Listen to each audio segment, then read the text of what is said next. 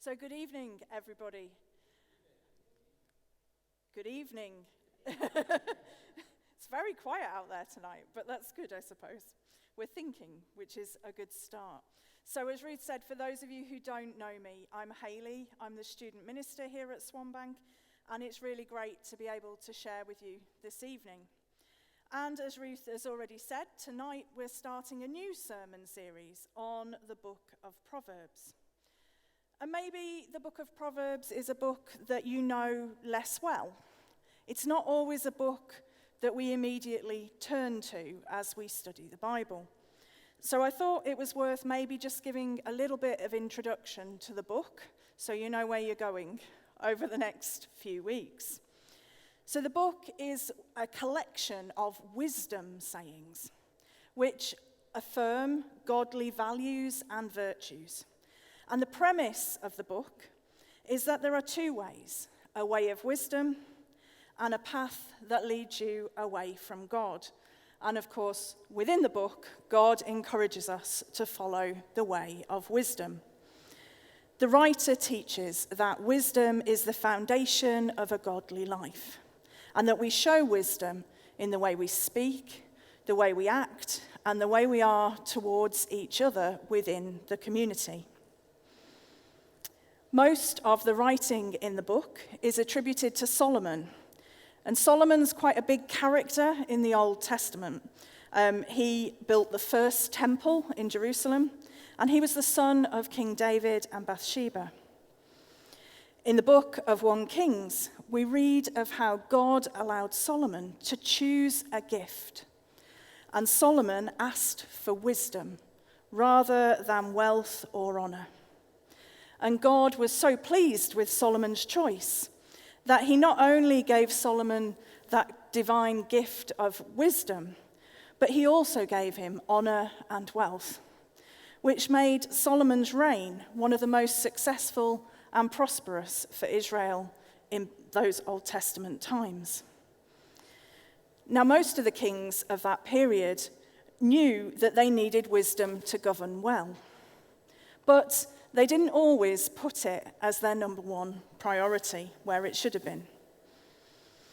It was easy to measure success of a king by those personal criteria of status and the amount of things they had.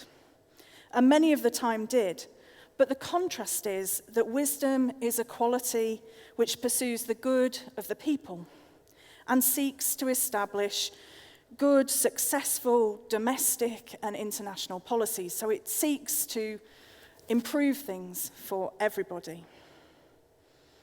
Now I wondered, is there anyone that you might think of as wise? Maybe in the media or in the press. And I was sitting there for a while thinking about this, trying to decide, could I think of someone that I really saw as really, really wise all of the time? And I struggled with that. There are definitely people that I would consider wise in some settings or knowledgeable about some things, but I didn't know maybe that there was anyone that I really considered wise, and maybe you have some ideas that I can't think of. And then I was thinking, what about in our church? Are there people that we really consider wise in our church? Maybe the ministers? She's laughing at me, so that's good.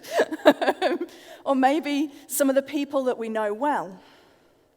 And what about the people who have important jobs in society, whether that's firemen or nurses or paramedics? We would consider some of those wise at times. But I'm not sure that I'm always good when I need advice or help in contacting one of those wise people and asking them to help me. I tend to do that really annoying thing of relying on myself, which is not what we are called to do. God is always there for us and always there to guide us. And he guides us not just through prayer, but also through those people around us that might be able to help and encourage us. Solomon was seen as a successful king, which might be why many of the ideas, principles, and virtues that he relied upon were collected into this book of Proverbs. Now, of course, he probably didn't write them all, But as a collection, it's thought that they underpin his leadership style, how he led the people at that time, and his life. And so for the next few weeks, what we're trying to do is to consider how we carry the wisdom of the Proverbs into our daily lives. And actually for me, this was quite exciting because for the preachers, we've been allowed to pick which bit of Proverbs that we talk about. And I sat there and I thought, shall I pick something that I find quite straightforward to follow? Or shall I pick something that really offers me a challenge to my daily life? And so that's what I did. And I hope that this set of verses that I've chosen for tonight will encourage you and challenge you to think about your faith and your life and maybe how you can do things a little differently in the future. So the reading is from Proverbs chapter 22, and it's verses 1 and 2 and 8 and 9. And this is how they go. A good name is to be chosen rather than great riches, and favor is better than silver or gold. The rich and the poor have this in common: the Lord is maker of them all. Whoever sows injustice will reap calamity, and the rod of anger will fail. Those who are generous are blessed, for they share their bread with the poor. So what you've probably noticed is that each of those verses is like a standalone one verse kind of saying, and each individually can challenge us. And I think they challenge us to live in a way which is inclusive of all and which reflects the generosity of God, who has created all people and who gives us more than we can ever hope to dream of. And I think there's a real ethical message behind many of the Proverbs. They are based on a way of life which reflects the goodness and justice of God. And within the 4 verses that I've picked here, there's an overall theme of wealth. But I think the good wealth that's talked about is not having piles and piles of money in the bank. It's about time, it's about love, it's about resources, and it's about how we use them. So just as Solomon picked wisdom over wealth, we're encouraged to find wealth in other things, not just in riches and possessions. So I'm going to talk about the 4 verses one by one. So the first one, and I'll remind you as we go. A good name is to be chosen rather than great riches, and favor is better than silver or gold. How true is that statement? It doesn't matter how much money you have if you can't connect to people. If you can't talk to them, you can't share with them, you can't explain or listen to each other, you can't connect, you have no respect. So a good reputation is vital if you want people to listen to you, to work with you, to grow with you, to help you make a positive change in society and in the world. And I think it's interesting if you look at celebrities in the media. A good name gets them airtime, good work, good jobs, more and more and more. But a bad name loses them work, and it follows them for the rest of their career. And it made me think a little bit. I wonder what people would say about us out in the community. Do we, as a church, have a good name out here? And what more could we do in Burslem to encourage and grow and support that community around us? As Christians, we're called to care for each other in love. And for me, this includes that sharing of stories and growing and encouraging each other. It's a challenge not to get drawn into the latest gossip. It's important to simply care for each other as God cares for us. Which I think brings us to verse 2. The rich and poor have this in common: the Lord is maker of them all. This simple statement just lays out that equality in society, that equality of all of us before God. We're all made by him, and no one is superior to anyone else in his eyes. All are equal before him. I wonder whether you've ever felt that someone values somebody else over you. It's really quite a horrible feeling. So I'm going to give an example. Before I started training for ministry, in my first career, I trained as an electronic engineer and then as an engineering project manager. On my first day at university, I went to meet my personal tutor with the rest of my tutor group, 4 men and me. And in that very first conversation, my tutor told me that engineering is not for women. And I fought that assumption for every day of my career, and I proved him wrong, because that's me, I suppose.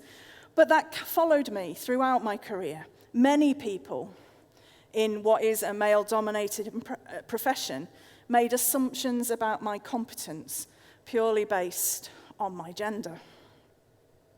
Not everyone saw me as an equal. So having been on the receiving end of that very small example of discrimination, I've kind of worked my life now to make sure that whatever I'm doing, wherever I am, I'm doing everything I can to treat everyone around me with respect and with equality. As no matter where a person comes from, how much money they have, what their race, their sexuality, their profession, their gender, we're all made by God, and we're all equal before him. And then this leads into verse 8 for me.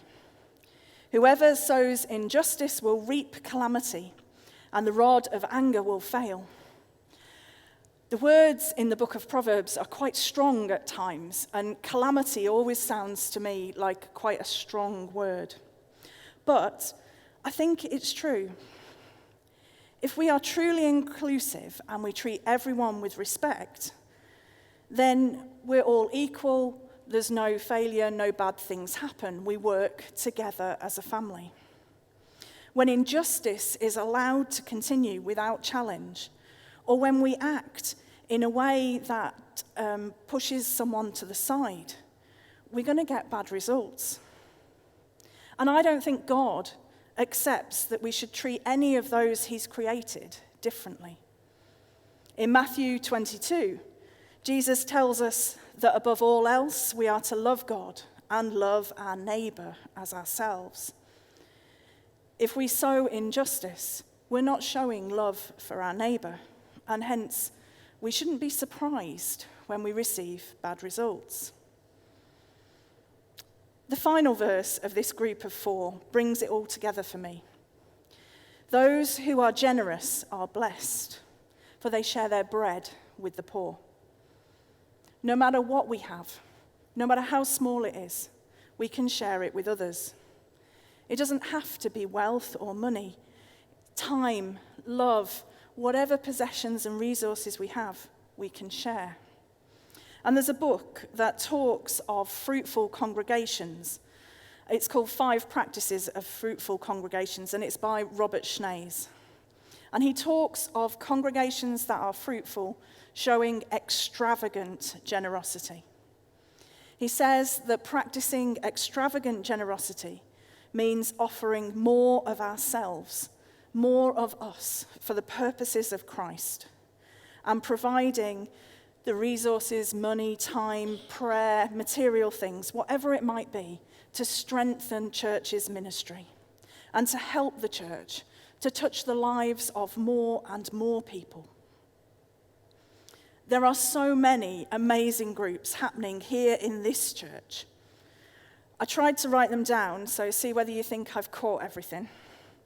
The Community Grocery, Chatty Cafe, Tuesday Club, Toddlers, Messy church, Tuesday night youth, Thursday night younger youth, Thursday night older youth, small groups, gospel choir, food bank, and maybe more that you can think of, but that's as far as I got on my list. The challenge in this verse for me is to ask ourselves, are we supporting all those things in the best way that we can?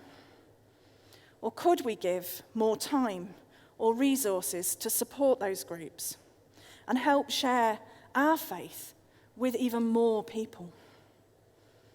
When we do give more, we do so out of a desire to make a positive difference for God and to align ourselves with his purpose. We all, I'm sure if we are honest, like to rest or to buy nice things. But actually, I find myself really truly challenged by this verse to ask, am I giving all that I am to God? Am I really doing everything I can to further his kingdom? Could I do more? And then I thought of John Wesley, who very unintentionally founded the Methodist Church, which of course Swanbank is a part. And he encouraged the early Methodists by saying, gain all you can, save all you can, and give all you can. He worried that growing stacks of wealth would distract people from faithful Christian living.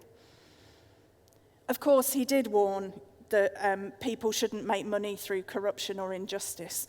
But if you could gain resources, money, time, whatever that might be, he encouraged you to save it and give it to help those who needed it. For Wesley, generosity is deeply rooted in the grace of God, which results in emptying of yourself to help the other. For me, a true reflection of loving your neighbour, giving all that you are to support them. I think these 4 very short verses show us that God pleads the cause of the poor, and it's his compassion that we are called to reflect in our lives. They show us that God asks us to be fair, to be just, and to be inclusive of all, and to act in a way that retains a good name, as that's worth more to us than riches of any kind. If we have things, or if we have time and love, we're told to use it generously rather than store it up for ourselves, to use it as God would, to lift those who are bowed down. So I think this leaves me, and hopefully you, with some questions to maybe ponder over the next week. Are we truly inclusive in our actions towards others? Do we truly act in a way which reflects God's love to the world around us? And do we fight injustice when we see it? Are we truly showing extravagant generosity to those who we meet each day?